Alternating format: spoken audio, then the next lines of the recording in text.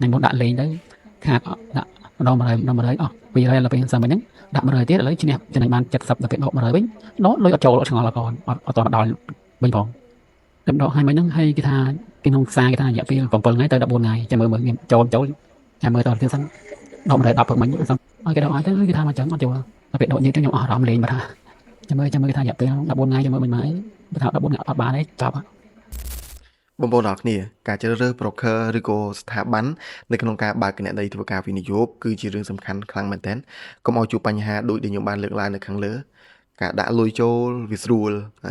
ការ trade card វាស្រួលទេប៉ុន្តែនៅពេលដែលបងប្អូន trade ចំណេញបងប្អូនដកលុយមកវិញគឺដកលុយអត់បាន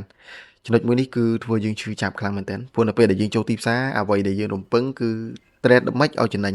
ហើយចំណេញហើយយើងដកលុយយកមកធ្វើការចំណាយប៉ុន្តែនៅពេលដែលដកអត់បានគឺវាធ្វើឲ្យយើងបាត់បង់ទៅលើអារម្មណ៍នៅក្នុងការ trading ក៏ដូចជាធ្វើយើងមានការឈឺចាប់ខ្លាំងមែនទែនហើយរឿងនេះវាមិនមែនជួបតែពេលបច្ចុប្បន្នទេវាកើតឡើងមកយូរហើយវាក៏ជាជំងឺលាក់ស៊ីមួយនៅក្នុងវិស័យ trading ទាំងដូចគ្នាបងប្អូនយើងជាច្រើនគាត់មិនមែន trade card ដោយសារតែគាត់មានចំណេះដឹង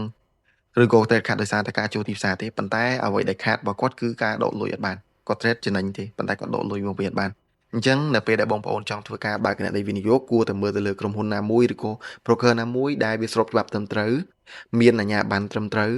ហើយប្រវត្តិនៃស្ថាប័នឬក៏ broker មួយហ្នឹងគឺប្រវត្តិមកយូរអង្វែងហើយប្រវត្តិវាល្អពីមុនមកអាហ្នឹងចាំបងប្អូនធ្វើការដាក់លុយទៅលើការវិនិយោគហើយបងប្អូនត្រូវចាំថា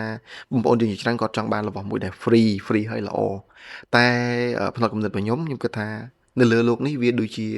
มันមានរឿងល្អដែលអត់ខ្ចោះបែបហ្នឹងពេកទេបងប្អូនអរគ្នាអញ្ចឹងគួរតែពិចារណាឡើងវិញណាបងប្អូនអរគ្នាទៅលើចំណុចមួយហ្នឹងទៅសិក្សាពីអាជ្ញាប័ណ្ណទាំងអស់ហ្នឹងសិនឬក៏សិក្សាពី broker ទាំងអស់ហ្នឹងសិនសូមធ្វើការដាក់លុយទៅលើវិនិយោគកុំភ្លេច follow ទៅលើរៀន trade ដើម្បីទទួលបានចំណេះដឹងនៅក្នុងការ trading